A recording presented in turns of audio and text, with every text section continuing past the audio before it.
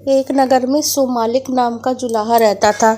विविध प्रकार के रंगीन और सुंदर वस्त्र बनाने के बाद भी उसे भोजन वस्त्र मात्र से अधिक धन कभी प्राप्त नहीं होता था। अन्य जुलाहे मोटा सादा कपड़ा बुनते हुए भी धनी हो गए थे।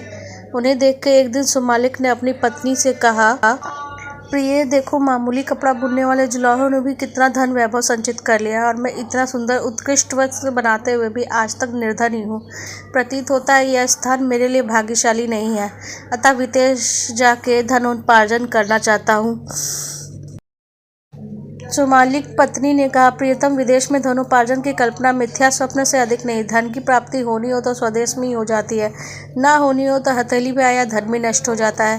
अतः यही रह के व्यवसाय करते रहो, भाग्य में लिखा होगा तो यही धन की वर्षा हो जाएगी। सोमालिक, भाग्य अभाग्य की बातें तो कायर लोग करते हैं। लक्ष्मी उद्योगी और पुरुषार्थी शेर नर को ही प्राप्त होती है। शेर नर को ही भोजन के लिए उद्यम करना पड़ता है। मैं भी उद्यम करूंगा, विदेश जाके धन संचय का यत्न करूंगा। यह कहकर सोमालिक वर्धमानपुर चला गया। वहां 3 वर्षों में अपने कौशल से 300 सोने की मुहरें लेकर अपने घर की ओर चल दिया। रास्ता लंबा था। आधे रास्ते में दिन ढल गया, शाम हो गई। आसपास कोई घर नहीं था। एक मोटे वृक्ष की शाखा के ऊपर चढ़कर रात बिताई। सोते सोते स्वप्न आया कि 2 भयंकर आकृति के पुरुष आपस में बात कर रहे हैं। एक ने कहा, हे पौरुष, तुझे मालूम नहीं सोमालिक के पास भोजन वस्त्र से अधिक धन नहीं रह सकता, अब तूने इसे 300 मुहरें क्यों दे दी? दूसरा बोला, हे भाग्य, मैं तो प्रत्येक ही उसके पास रहने देना चेहराधीन है। उस स्वप्न के सोमालिक की नींद खुली तो मुहरा का पात्र खाली था। इतने कष्टों से संचित धन इस पर लुप्त हो जाने से सोमालिक बड़ा ही दुखी हुआ और सोचने लगा, कौन सा मुख दिखलाऊंगा, मित्र क्या कहेंगे। यह सोचकर वर्धमानपुर को ही वापस आ गया और वहां दिन रात घोर परिश्रम करके वर्ष भर में ही 500 मुहरे जमा कर लिए। उन्हें लेकर वह घर पर कि वो रास्ते में जा रहा था कि आधे रास्ते में ही रात पड़ गई। इस बार सोने के लिए ठहरा नहीं, चलता गया, परंतु चलते चलते उसे फिर से दोनों पुरुष और भाग्य के पहली तरह की बातचीत सुना। भाग्य ने वही बात कही, हे परुष, तुम्हें क्या मालूम नहीं, सोमालिक के पास भोजन वस्त्र के पास से अधिक धन नहीं रह सकता, अब तूने 500 क्यों दे दिया? पौरुष ने फिर कहा, हे भाग्य, मैं तो व्यवसायी को एक बार फल दूंगा ही, अब उसकी मेहनत है तो दूंगा ही। मैं तो उसके मेहनत के आगे अधीन हूँ। उसके पास तू रहने दे या रहने दे या छीन ले, ये तेरी मर्जी। इस तरह से बातचीत के बाद सोमालिक ने अपनी मुहरी वाली गठरी देखी तो वो फिर से खाली हो गई। इस बार 2 बार खाली होते सोमालिक का मन बहुत ही दुखी हो गया। उसने सोचा, ये धनहीन जीवन से अच्छी तो मृत्यु है। आज इस वृक्ष की टहनी से रस्सी बांधकर उस पर लटक जाता और यही प्राण दे देता है। गले में फंदा लगाकर टहनी से बांधकर लटकने ही वाला था कि आकाशवाणी हुई, सोमालिक, ऐसा दुस्साहस मत कर, मैंने ही तेरा धन चुराया है। तेरे भाग्य में भोजन वस्त्र से अधिक नहीं धन का उपभोग है लिखा हुआ। व्यर्थ के धन संचय में अपनी शक्तियां नष्ट मत कर, घर जाके सुख से रह। तेरे साहस से तुम्हें प्रसन्न हो, तू चाहे तो एक वरदान मांग ले, मैं तेरी इच्छा पूरी कर दूंगा। सोमालिक ने कहा, मुझे वरदान में प्रचुर धन दे दो। अदृश्य देवता ने उत्तर दिया, धन का क्या उपयोग, तेरे हिस्से में कोई उपयोग नहीं है उसका।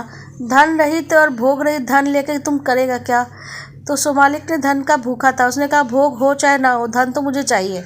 अब बिना उपयोग के चाहे उपभोग के, मुझे ये धन चाहिए। धन की बड़ी महिमा है। संसार में वही पूज्य माना जाता है जिसके पास धन का संचय हो। कृपण और अनुकूलीन समाज में भी आदर पाते हैं। सोमालिक की बात सुनने के बाद देवता ने कहा, यदि यही बात है तो धन की इच्छा इतनी प्रबल है तो तू वर्धमानपुर चला जा। वहाँ 2 बनियों का पुत्र है, एक गुप्त धन, दूसरा उपभुक्त धन। इन दोनों प्रकार को धनों का स्वरूप जानकर तुम किसी एक का वरदान मांगना। तुम यदि उपभोग की योग्यता के बिना धन चाहेगा तो तुझे गुप्त धन दे दूंगा, और यदि खर्च के लिए धन चाहेगा तो उपभुक्त धन दे दूंगा। यह कहकर देवता लुप्त हो गया। सोमालिक उसके आदेश अनुसार फिर वर्धमानपुर पहुंच गया। शाम हो गई थी। पूछता पूछता वह गुप्त धन के घर चला गया। घर पर उसका किसी ने सत्कार नहीं किया। इसके विपरीत उसे भला बुरा कह के गुप्त धन और उसकी पत्नी ने घर से बाहर धकेलना चाहा, किंतु सोमालिक भी अपने संकल्प का पक्का था। सबके विरुद्ध होते हुए भी वह घर में घुसकर जा बैठा और भोजन के समय उसे गुप्त धन ने रूखी सूखी रोटी दे दी। उसे खाकर वो वही सो गया। स्वप्न में उसे फिर वही दोनों देव दिखे। वे बातें कर रहे थे। एक कह रहा था, हे पौरुष, तूने गुप्त धन को भोग्य से इतना अधिक धन क्यों दे दिया? उसे सोमालिक को भी रोटी दे दी। पौरुष ने उत्तर दिया, इसमें मेरा कोई दोष नहीं है। मुझे पुरुष के हाथों गर्म धर्म पालन करवाना ही है, उसका फल देना मेरे अधीन है। दूसरे दिन गुप्त धन पेचिश से बीमार पड़ गया, उसे उपवास करना पड़ा। इस प्रकार उसकी क्षतिपूर्ति हो गई। शिवमालिक अगले दिन सुबह उपभुक्त धन के घर गया। वहां उसे भोजनादि द्वारा उसका सत्कार किया गया। सोने के लिए सुंदर शैया भी उपलब्ध करा दी। सोते सोते फिर उसने सुना वही देव बातें कर रहा था। यह कह रहा था, हे पुरुष, इसने शिवमालिक का सत्कार करते हुए बहुत धन व्यय कर दिया, अब इसकी क्षतिपूर्ति कैसे होगी। दूसरे ने कहा, हे भाग्य, सत्कार के लिए धन व्यय करना मेरा धर्म था, इसका फल देना तेरे अधीन है। सुबह होने पर शिवमालिक ने देखा राज दरबार से एक राजपुरुष राजप्रसाद के रूप में धन की भेंट लाके उपभुक्त धन को दे रहा था। यह देख के शिवमालिक ने विचार किया, धन संचय रही तो उपभुक्त धन ही गुप्त धन से श्रेष्ठ है। जिस धन का दान कर दिया जाए और सत्कारों में व्यय किया जाए, वह धन संचित धन की अपेक्षा बहुत ज़्यादा अच्छा होता है।